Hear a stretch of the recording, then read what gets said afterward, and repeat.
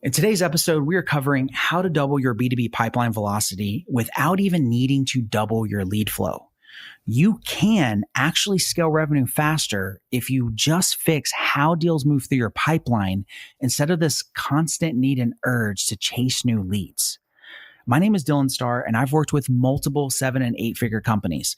I'm talking agency owners who leverage things like cold outreach and cold outbound, going from 0 to 100K plus months.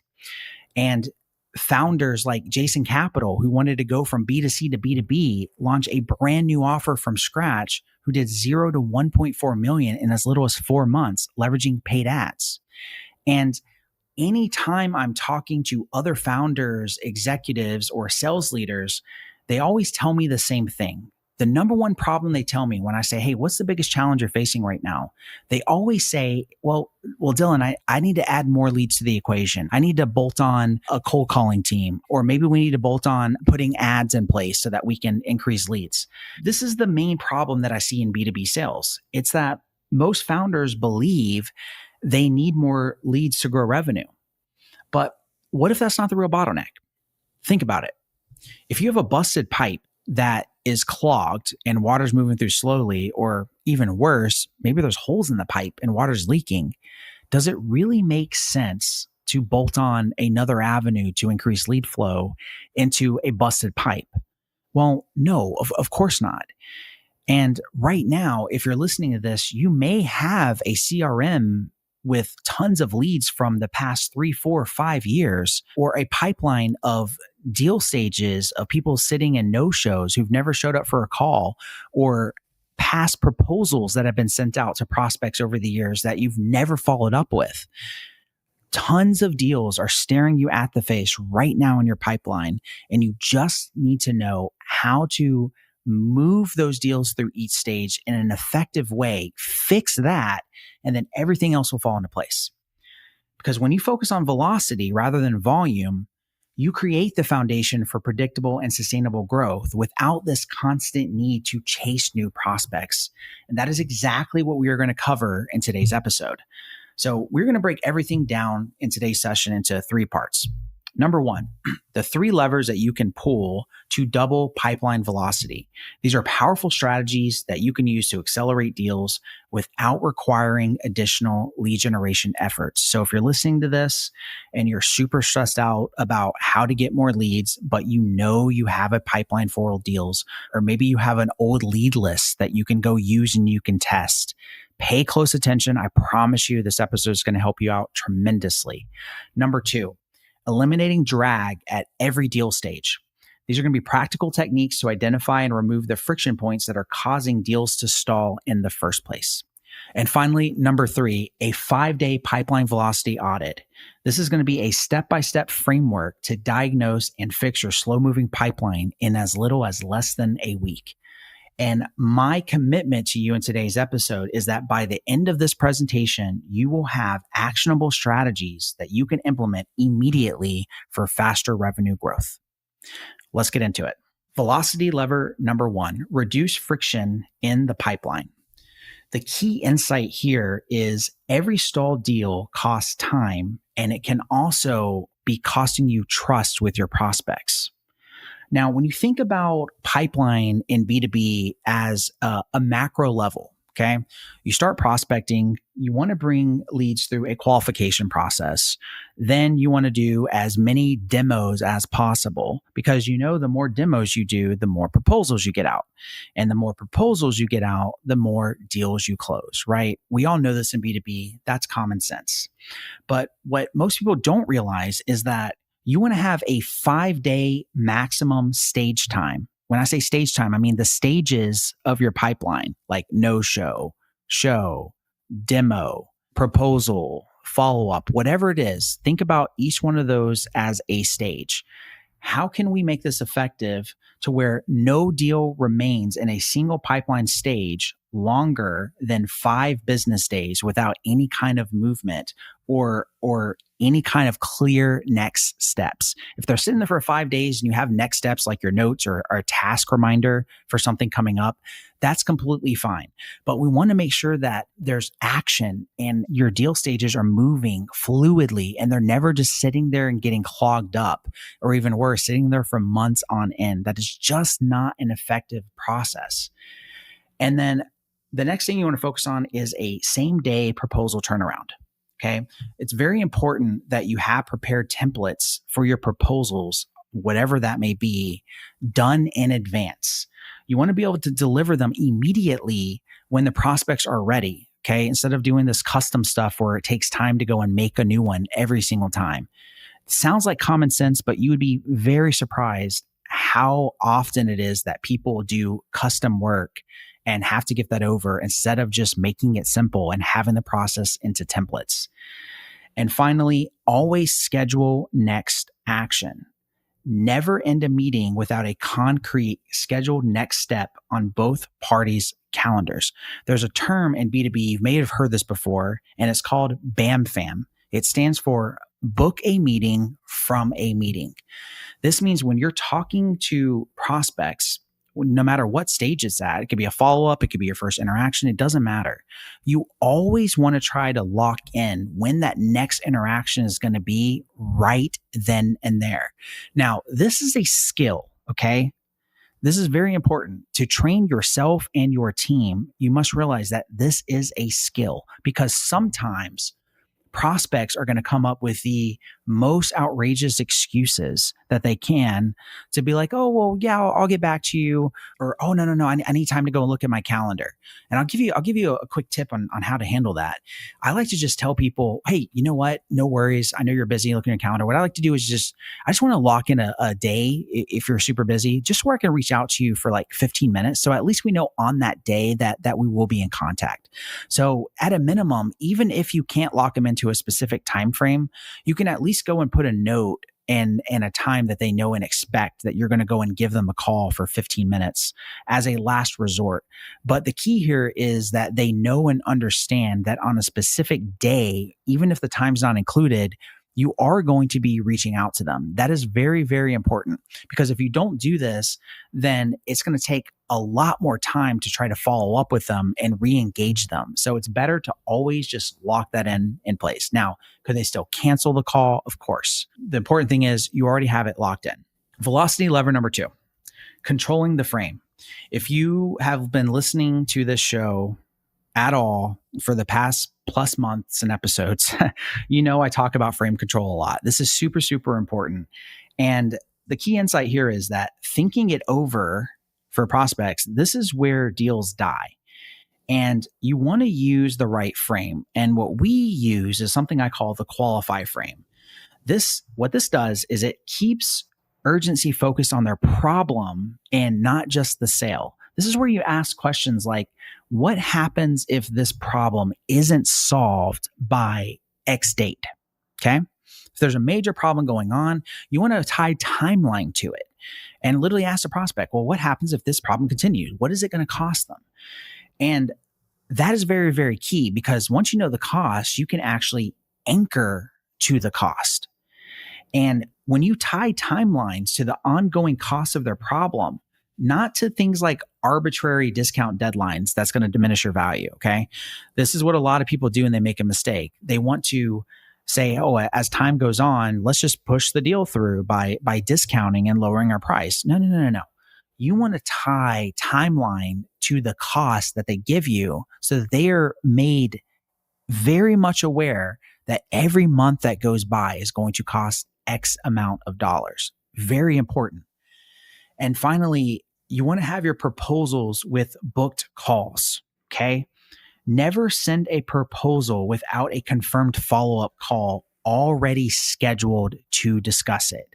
I cannot highlight this enough. I see this mistake so many times with other businesses. Okay. What they'll do is you'll just, okay, yeah, here's a proposal. I'm going to send it over to you. Go ahead and review it and just get back to me if you have any questions. Now, we've all been there. What happens whenever you do that? Well, typically they don't have questions, and you have to now go and call them or email them or send them this awkward message like, hey, just checking in, right? Did you get a chance to look over the proposal? Anytime a prospect has questions, you want to be there to address the questions, aka the objections, while you're there with them. It's okay to send the proposal out for them to review before your next call. Totally fine. But don't send out a proposal without having a call locked in.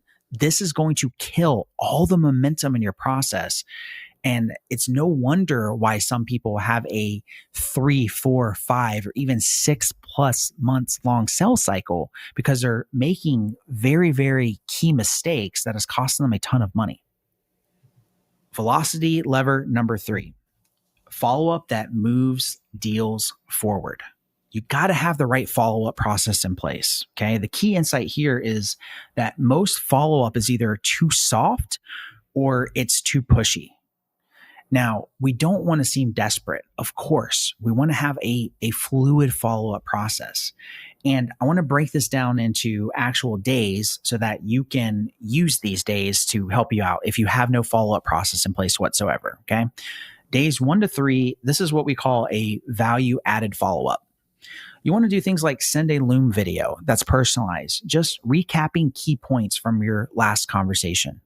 This is super easy to do. You can just go through your notes that you have, and it's just a recap, just letting them know that, hey, we remember the problem, we remember what's going on, and it just lets them know that you are actually listening. Then you also want to share any relevant case studies that will address their specific challenges. Again, the key here is relevant. Every business and business owner wants to know that you have worked with people that are just like them. This is the objection that's always going through their mind is, can they actually help someone like me?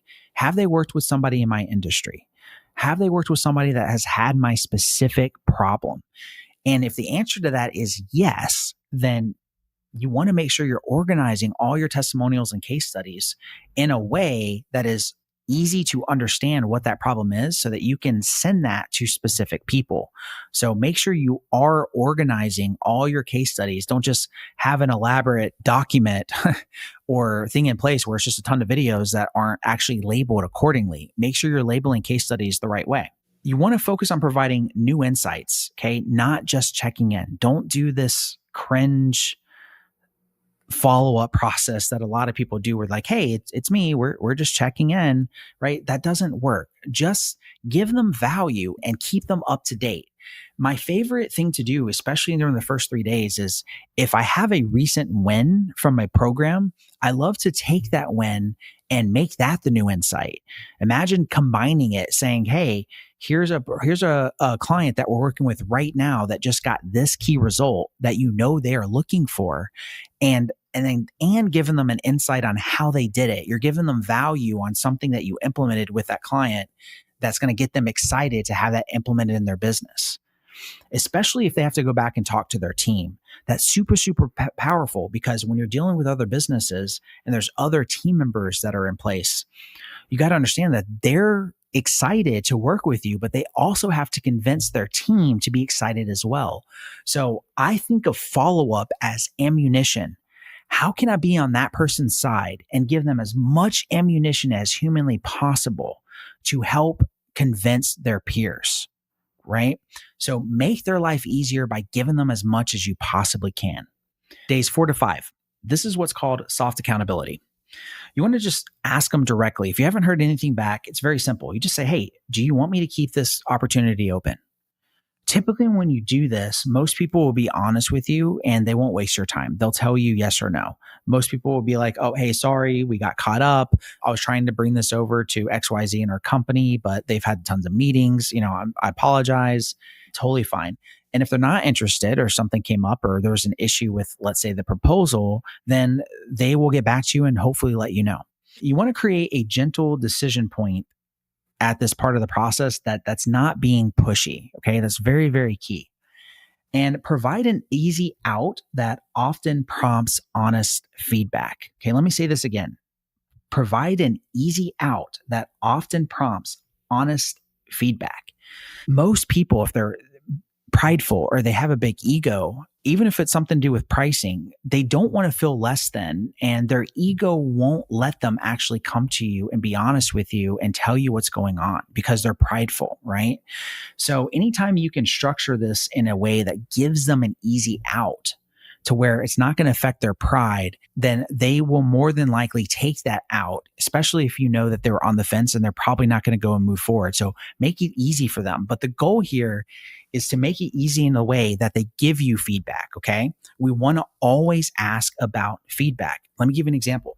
I have a client right now who had a prospect who was in their pipeline since May, okay? And this lady spoke to someone on the team and she didn't feel like she was being understood and she was being heard. And again, this was back in May. So that's June, July, August. So 3 months ago. So this is about 3 months ago. It's the time I'm recording this. And she gets a message from this prospect who thankfully, without us asking, wanted to give her honest feedback because she's like, hey, I've been seeing your content and I love it. It really resonates with me and I know I need help, but can I please give you some feedback? So naturally, the business owner was smart and said, yes, absolutely. We love feedback, okay? Because feedback not only helps us improve the process, but it also gives us the opportunity to still close the deal. So while she got the feedback on how the prospect was really feeling and opened up, she was also able to understand her needs and save the deal from where the previous rep, the sales rep, actually dropped the ball and the business owner was able to go and close the deal herself, which by the way, was a paid in full. So feedback is great to improve process, and it's also great to get them onto a call and still gives you an opportunity to understand their needs and hopefully bring the deal home. So huge win. Very, very proud of her for doing that. Days 6+. This is what we call strategic escalation. You want to share a new resource or insight that wasn't previously discussed. Okay. Because think about it, that we're going on around a week or even longer, and we want to keep them in the loop. So if your organization is always creating new lead magnets or resources or any type of value stuff that you're testing, it's really, really good to help re-engage deals by sending those resources out to people who are a little bit colder or have been in the pipeline for longer than a week. Okay. They're going to be grateful for it, hopefully, as long as it's a good resource. Consider appropriate escalation to leadership if warranted. Okay. So if somebody's on the fence, and depending on who you have in your organization, if you have to get anyone involved on your team that is in a leadership position, let's say it's the business owner or your sales leader, whoever, then this is a good time to go ahead and do that. See what they can do, how they can get involved to help you push over the deal. And finally, create a closing window of opportunity that drives decision. Okay. Having deadlines in place for when you're going to move your pipeline stages to lost is super, super important. I like leveraging pipeline to where we have lost and abandoned. And the way we do it is lost means if they've been sitting in the pipeline for longer than 15 days, and this is a qualified prospect, okay? Let me say that again, qualified, then that means they could have closed. So lost means a qualified prospect for whatever reason didn't close. So we're going to mark it as lost. Notice that I didn't say delete it from the pipeline. I said mark it as lost because it's still going to be there, because you can still follow up with lost as you filter your pipeline. Like you will have a filtering stage in pipeline that says view as open, which are all open deals, abandoned, which is all abandoned deals, and lost, which is going to show all lost deals. You still can follow up with lost, which are qualified prospects. Okay. Abandoned means that they are disqualified. This is a prospect who, for whatever reason, whether it's a mindset issue or a business situation issue for timing or whatever your qualifications are, if they did not meet those qualifications, you simply mark them as abandoned. Now, I always recommend people follow up with abandoned every quarter.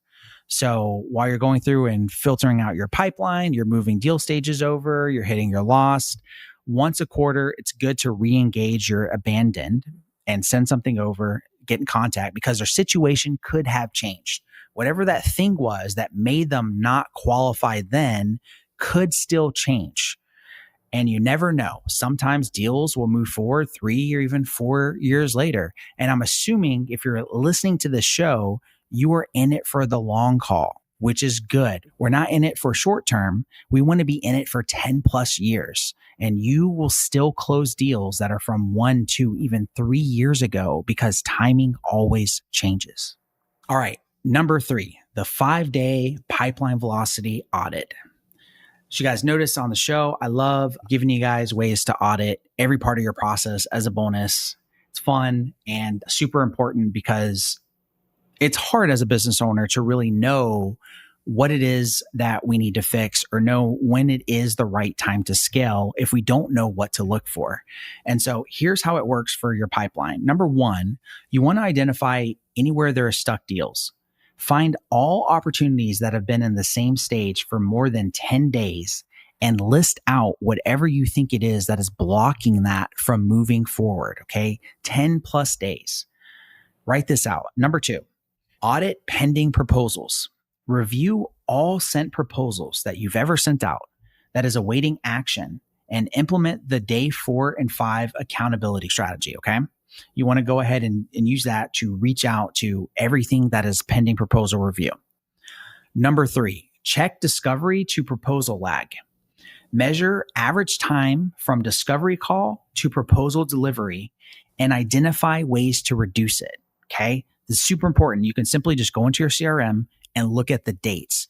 What day did they have their very, very first interaction, discovery call? If you have a discovery call process, most people do. If you don't, and you do discovery through things like chat and you have a strategy call, that's okay too. You can start it from the strategy call. But typically, most B2B companies have a discovery call process. What's the length of time from discovery call to the proposal delivery and average that out? Is it 1 week? Is it 2 weeks? Is it a month? Great. Whatever that is, now we want to focus on making that a KPI and seeing how can we reduce the time that they go from discovery call to proposal being sent out. Because you already know you're going to have follow-ups. That's majority of the revenue. The faster we get through the process, the faster deals are going to close and the faster you collect cash. Number 4, evaluate your follow-up cadence. It's crazy to me how many businesses and organizations don't even have a follow-up cadence.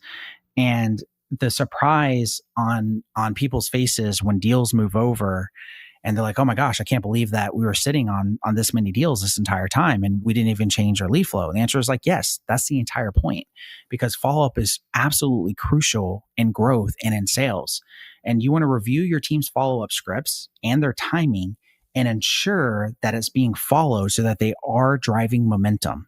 So anything you can do and anything you test, list it out into a script, okay? Give it to your team and have everyone following the same process so that you know they're doing the same thing so that you can actually drive momentum and make changes. If you just make follow-up a free-for-all, it's really, really hard to know what's working, what's not working, because most people on your team aren't going to know what to do. So just be the leader, create the script, lead by example if you have to, but put a process in place that you can go and test and then keep revising that process for follow-up. And I promise you, it's going to be a game changer. And finally, number 5, eliminate or escalate dead deals. Make final decisions on stalled opportunities. Okay. You got to make a final decision, either close them or escalate them. All right. And finally, number 5, eliminate or escalate dead deals. You want to make final decisions on stalled opportunities. Okay. You either want to close them out and get them completely out of the pipeline, or you want to escalate them with a completely new approach.